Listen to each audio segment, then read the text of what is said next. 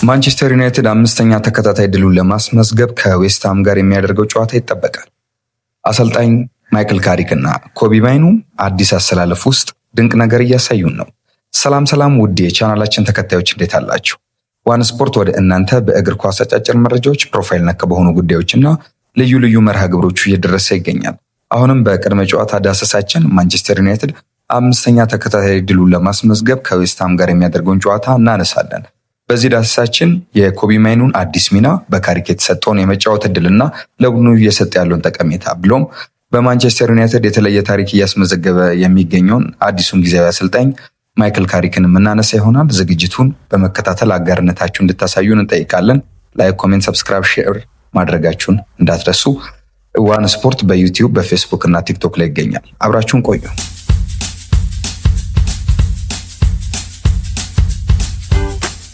የ26ኛ ሳምንት የእንግሊዝ ፕሪምየር ሊግ መርሃ ግብር ዛሬ በሚደረጉ 4 ጨዋታዎች ይጀምራል።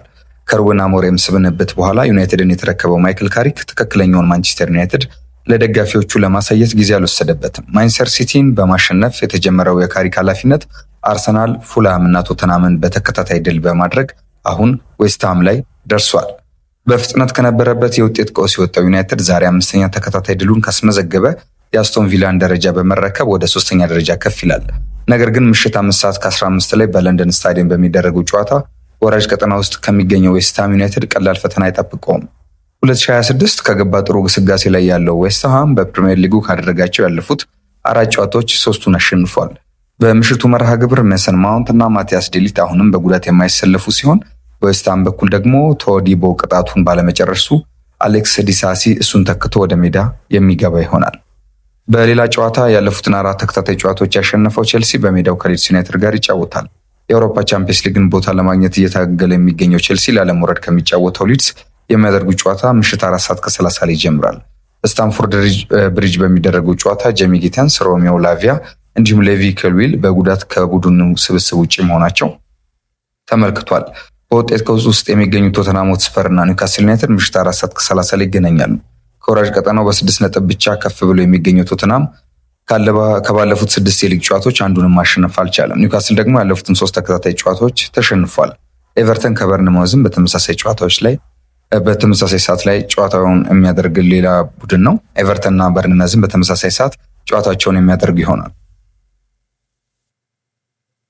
እንግዲህ ማንቸስተር ዩናይትድ እና ዌስትሃም የሚያደርጉ ጨዋታ በሳምንቱ ከሚደረጉ የእንግሊዝ ፕሪሚየር ሊግ ተጠባቂ ናቸው። ምክንያቱም ዌስትሃም በዚህ የውድድር ዓመት እያሳየ ያለው መነሳሳት በአጠቃላይ በጨዋታዎች እያሸነፈ መምጣቱና ከተወሰኑ ጨዋታዎች በኋላ ያሳየው ለውጥ ተጠባቂ ያደርጓል። የሁለቱም ቡድኖች ጨዋታ ማለት ነው። ማይክል ካሪክ በተጫዋችነት ዘመኑ ከዌስትሃም ዩናይትድ ጋር ያለው ቁርጠኝነት ወይም ቁርኝት ትልቅ ነው። እንደምታውቁት እንግሊዛዊ የቀድሞ አማካኝ ስፍራ ተጫዋች በቶተንሃም እና በማንቸስተር ዩናይትድ ምን መስራት እንደሚችል ከማሳየቱ በፊት በዌስትሃም ነው ተኮትኩቶ ያደገው። በዌስትሃም አካዳሚ አድጎ እንግዲህ ለዋናው ቡድን 136 ጨዋታዎችን ካከናወነ በኋላ ነበር በ2004 ወደ ቶተንሃም ሄዶ የፈረመው።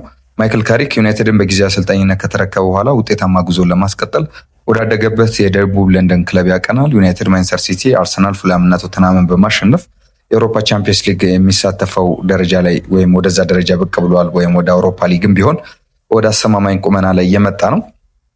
በዛሬው ጨዋታ በማንቸስተር ዩናይትድ በኩል ሜሰን ማውንት እና ማቲያስ ዴሊት ወደ ልምምድ ቢመለሱም እንደማይሳተፉ ግን መረጃዎች እያሳዩ ነው። ዌስትሃም ዩናይትድ ቅጣት ላይ የሚገኘው ጆዋን ካሌከር ቶዲቦን አያሰልፍም ተብሏል። ማንቸስተር ዩናይትድ ምንም እንኳን ጥሩ ብቃት ላይ ቢገኝም ከዌስትሃም ዩናይትድ ጋር ያለው የቅርብ ጊዜ ግንኙነት ግን በውጤት የታጀበ አይደለም። እንደምታውቁት ዌስትሃም ከማንቸስተር ዩናይትድ ጋር በሜዳው ባደረጋቸው 3 የመጨረሻ ጨዋታዎች አሸንፏል።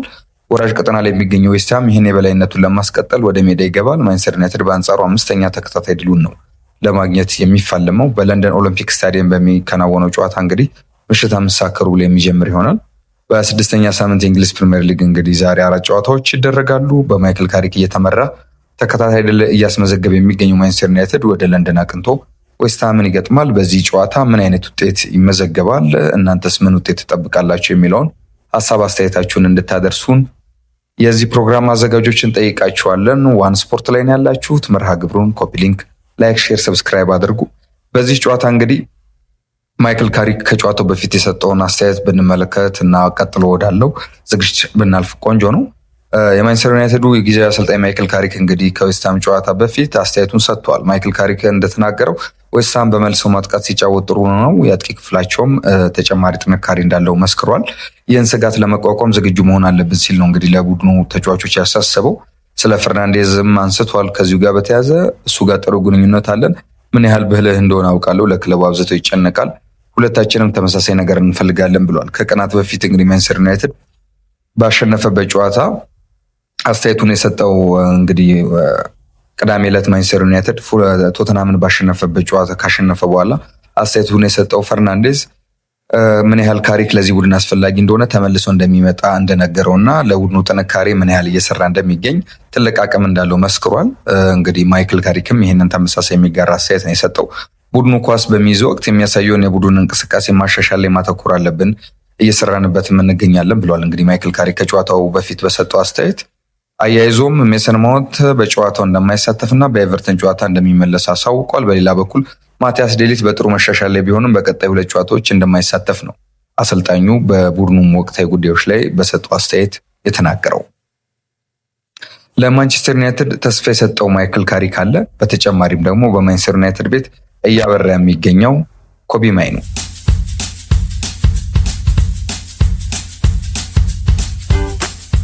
በኦልድ ትራፎርድ የጋዜጠኞች መግለጫ አዳራሽ ውስጥ ስለ ኮቢ ማይኑ የሚነሱ ጥያቄዎች ለቀድሞ አሰልጣኝ ሩበን አሞሪም እንደ ቀልድ አልፎ ተርፎም እንደ መጫወቻ ይቆጠሩ ነበር። አሞሪም ለዚህ ወጣት አማካኝ የነበረው እምነት ግን ከውሃ በታች የወረደ እንደነበር ግልጽ ነው። ልጁ የሚነገርለትን ያህል ብቃት አለው ብሎ ለማመን ዳርዳር ይል ነበር አሞሪም። ዛሬ ግን የታሪክ ሚዛኑ ተዘንብሏል። አሞሪም ተሳስቶ እንደነበር ያሳየ ነው። ማይክል ካሪክ የመንበረ ስልጣኑን እስኪረከብ ድረስ ማይኑ በአንድም የሊግ ጨዋታ በቋሚነት የመሰለፍ ዕድል አልተሰጠውም። ካሪክ ግን መጣና እንቁን አገኘው። በ4 ጨዋታዎች 4 ጊዜ በቋሚነት ተሰለፈ። ዩናይትድም 4ቱንም አሸነፈ። የፊታችን ዛሬ ማክሰኞ ዌስትሃምን ካሸነፈ ደግሞ ድልን ሲጠባበቅ ጸጉሩን ሳይቆረጥ የቆየው ያ ታማኝ ደጋፊም ጭምር ጸጉሩ እንዲቆረጥ ይሆናል። በማይኑ የነቃ ተሳትፎ አሞሪም ሊሳካ አይችልም ብሎ የፈረደበት የማይኑና የካዝሜሮ ጥምረት ዛሬ ዩናይትድ የድል ሞተር ሆኗል።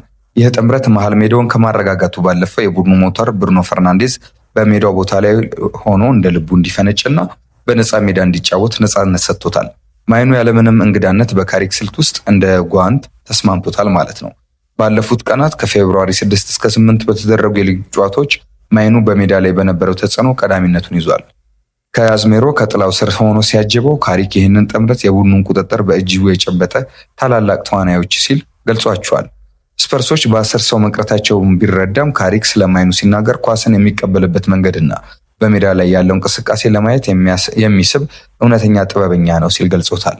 የልጁን ብቃትን ምስክርነት የሰጠ አስተያየት ነው። ምስጋና ይግባውና በቀጥታ ወደ ሜዳ ገብቶ የራሱን ምት አግኝቶ ከረጅም ጊዜ መራቅ በኋላ እንዲመለስ ቀላል አይደለም ይላል። ካሪክ ኳስ እንዴት መያዝ እንዳለበት ያውቃል።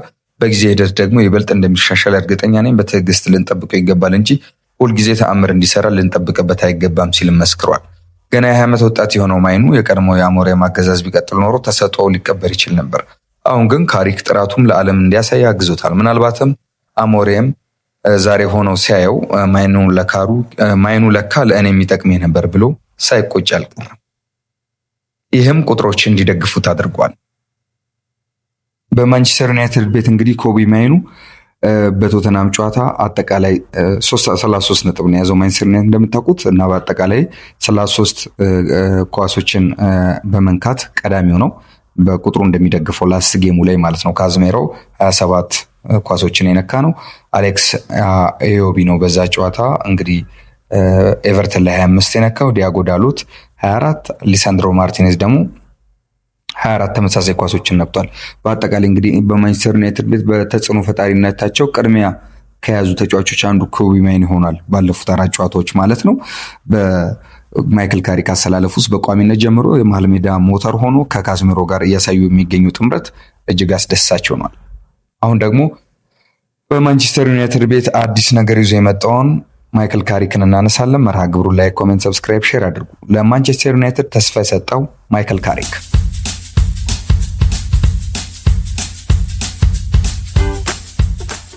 የማንቸስተር ዩናይትድ ጊዜያዊ አሰልጣኝ በመሆን ኦልድ ትራፎርድ የደረሰው ማይክል ካሪክ መልካም ጅማሩ ላይ ይገኛል። ማይክል ካሪክ የመጀመሪያ ጨዋታውን ከከተማ ተቀናቃዩ ማንቸስተር ሲቲ ጋር በማድረግ በትልቅ ፈተና የቤት ስራውን ቢጀምርም በድል ተወጥቷል።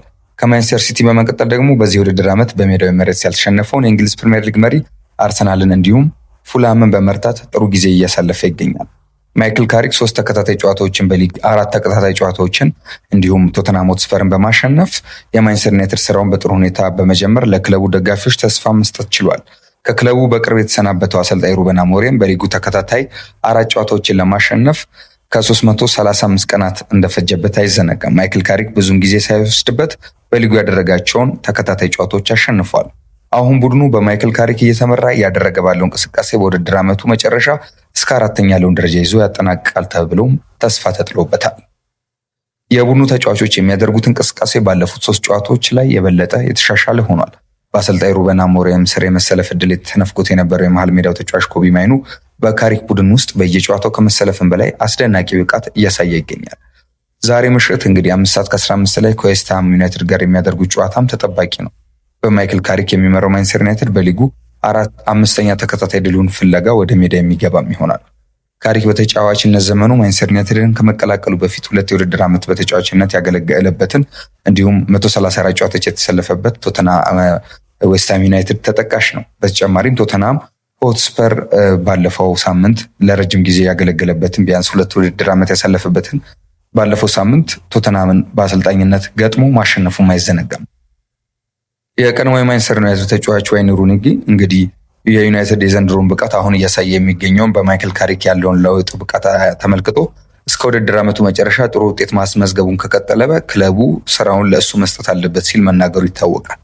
በሌላ በኩል ደግሞ የቀድሞ የማንቸስተር ዩናይትድ ተጫዋች ሮይ ኪን እስከ ውድድር ዓመቱ መጨረሻ ድረስ ማይክል ካሪክ ጥሩ ውጤት ማስመዝገብ ቢችል እንኳን ክለቡ በሚቀጥለው የውድድር ዘመን እሱን ማስቀጠል የለበትም ሲል ተደምጧል።